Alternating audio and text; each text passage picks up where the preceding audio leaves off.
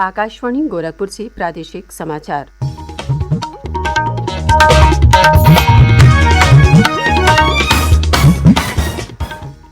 नमस्कार।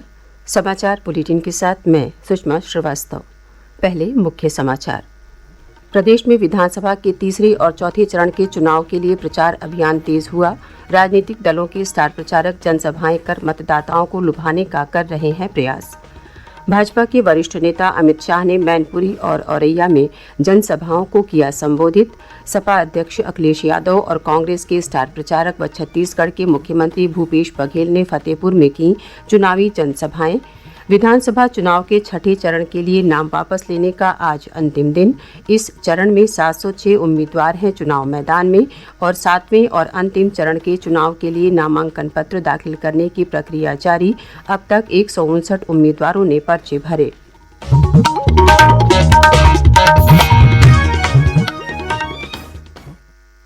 बुलेटिन से पहले एक सूचना।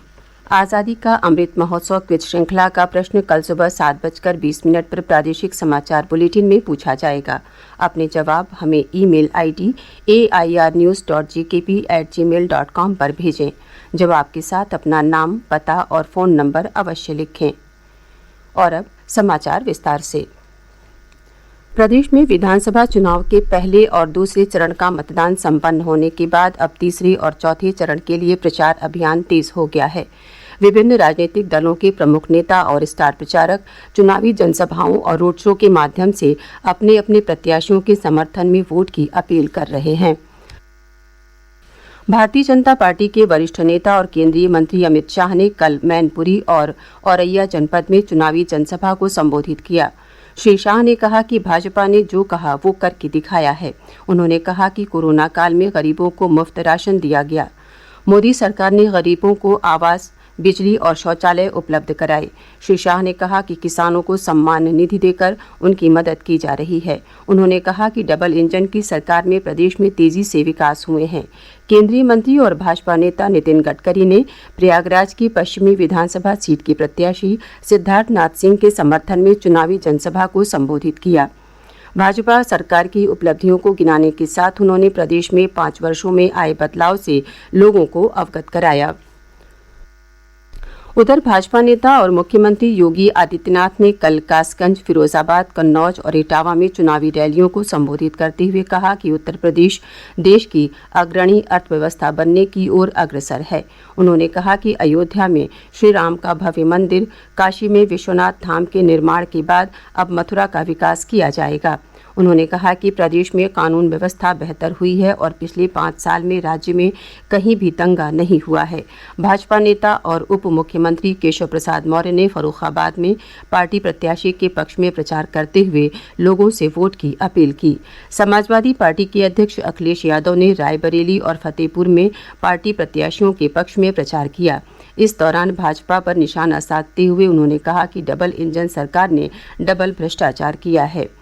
मैनपुरी में बसपा प्रत्याशियों के समर्थन में चुनावी जनसभा को संबोधित करते हुए बहुजन समाज पार्टी के राष्ट्रीय महासचिव सतीश चंद्र मिश्र ने प्रदेश में बसपा की सरकार बनने का दावा किया।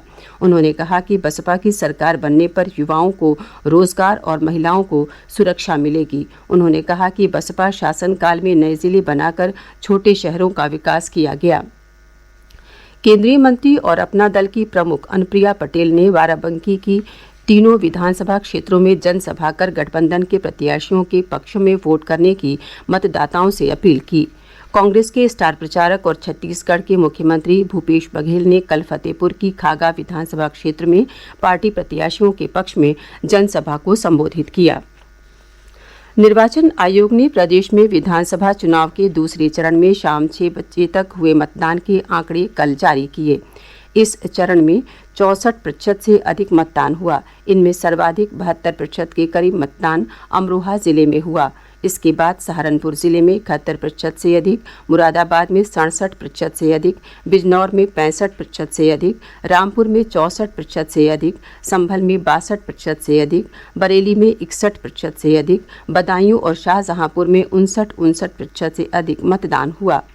दूसरे चरण में 9 जिलों सहारनपुर, बिजनौर, मुरादाबाद, संभल, अमरोहा, रामपुर, बदायूं, बरेली और शाहजहांपुर की 55 सीटों के लिए 14 फरवरी को वोट डाले गए थे। विधानसभा चुनाव के छठे चरण के लिए नाम वापस लेने का आज अंतिम दिन है। नामांकन पत्रों की जांच के बाद इस चरण में 706 उम्मीदवार चुनाव मैदान में हैं।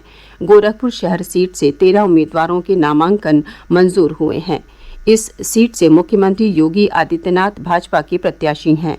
छठे चरण में 10 जिलों बलरामपुर, सिद्धार्थनगर, महराजगंज, कुशीनगर, बस्ती, संत कबीर नगर, अम्बेडकर नगर, गोरखपुर, देवरिया और बलिया की 57 सीटों पर 3 मार्च को मतदान होगा। प्रादेशिक समाचार आप आकाशवाणी गोरखपुर से सुन रहे हैं। ये समाचार बुलेटिन हमारे YouTube channel AIR news Gorakhpur और ट्विटर हैंडल AIR न्यूज़_GKP पर भी उपलब्ध है। प्रदेश में विधानसभा चुनाव के 7वें और अंतिम चरण के लिए नामांकन पत्र दाखिल करने का कल अंतिम दिन है। इस चरण के लिए अब तक 159 उम्मीदवारों ने नामांकन भरा है। 18 फरवरी को नामांकन पत्रों की जांच की जाएगी और नाम वापस लेने की अंतिम तारीख 21 फरवरी है। 7वें चरण में 9 जिलों आजमगढ़, मऊ, गाजीपुर, जौनपुर, वाराणसी, चंदौली, मिर्जापुर, भदोही और सोनभद्र की 54 सीटों पर 7 मार्च को मतदान होगा।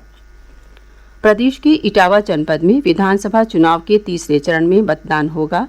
जिले की 3 विधानसभा सीटों जसवंत नगर, इटावा सदर और भरथना सीट पर मुख्य मुकाबला समाजवादी पार्टी और भारतीय जनता पार्टी के बीच देखने को मिल रहा है। हमारे प्रतिनिधि की एक रिपोर्ट।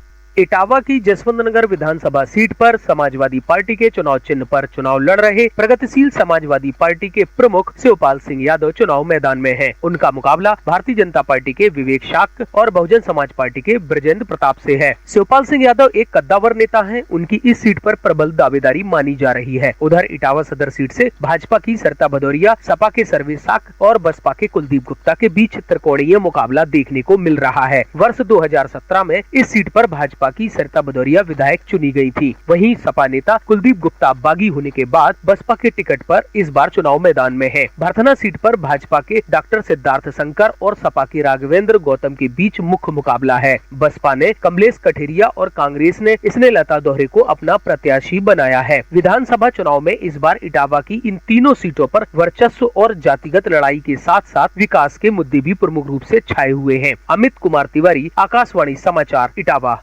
अपना दल कमेरावादी के प्रदेश अध्यक्ष राजवंत सिंह पटेल अपने समर्थकों के साथ कल भारतीय जनता पार्टी में शामिल हो गए। लखनऊ में भाजपा के प्रदेश मुख्यालय में पार्टी के ज्वाइनिंग कमेटी के प्रमुख डॉक्टर लक्ष्मीकांत वाजपेयी और प्रदेश अध्यक्ष स्वतंत्र देव सिंह ने उन्हें पार्टी की सदस्यता दिलाई। इसके साथ ही कांग्रेस नेता प्रियंका किशोर और सपा नेता अयोध्या प्रसाद पाल भी अपने समर्थकों के साथ भारतीय जनता पार्टी में शामिल हो गए। इन सभी ने प्रदेश विधानसभा चुनाव में भाजपा को जीत दिलाने का संकल्प लिया।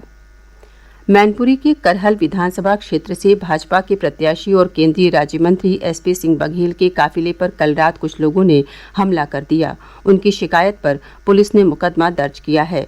श्री बघेल ने बताया कि वे अपने समर्थकों के साथ करहल क्षेत्र के ग्राम करबई से जनसभा कर लौट रहे थे कि अतिकुल्लापुर गांव के करीब कुछ लोगों ने खेतों से निकलकर उनके काफिले पर लाठी डंडों से हमला किया, जिसमें उनकी गाड़ी का शीशा टूट गया और अन्य कारों के भी शीशे टूटे। भाजपा नेता और उप मुख्यमंत्री केशव प्रसाद मौर्य ने ट्वीट कर कहा कि करहल विधानसभा सीट पर भाजपा प्रत्याशी के काफिले पर हमला समाजवादी पार्टी के असली चरित्र को दर्शाता है। कांग्रेस ने जौनपुर सदर सीट पर अपना प्रत्याशी बदल दिया है। पार्टी ने पूर्व विधायक नदीम जावेद को अब यहां से अपना उम्मीदवार बनाया है। इससे पहले कांग्रेस ने पार्टी जिला अध्यक्ष फैजल हसन तबरेज को यहां से टिकट दिया था। नदीम जावेद जौनपुर की सदर सीट से वर्ष 2012 में कांग्रेस के टिकट पर चुनाव जीते थे। और अब अंत में मुख्य समाचार एक बार फिर। प्रदेश में विधानसभा के तीसरे और चौथे चरण के चुनाव के लिए प्रचार अभियान तेज हुआ। राजनीतिक दलों के स्टार प्रचारक जनसभाएं कर मतदाताओं को लुभाने का कर रहे हैं प्रयास। भाजपा के वरिष्ठ नेता अमित शाह ने मैनपुरी और औरैया में जनसभाओं को किया संबोधित। सपा अध्यक्ष अखिलेश यादव और कांग्रेस के स्टार प्रचारक व छत्तीसगढ़ के मुख्यमंत्री भूपेश बघेल ने फतेहपुर में की चुनावी जनसभाएं। विधानसभा चुनाव के छठे चरण के लिए नाम वापस लेने का आज अंतिम दिन। इस चरण में 706 उम्मीदवार हैं चुनाव मैदान में और सातवें और अंतिम चरण के चुनाव के लिए नामांकन पत्र दाखिल करने की प्रक्रिया जारी। अब तक 159 उम्मीदवारों ने पर्चे भरे।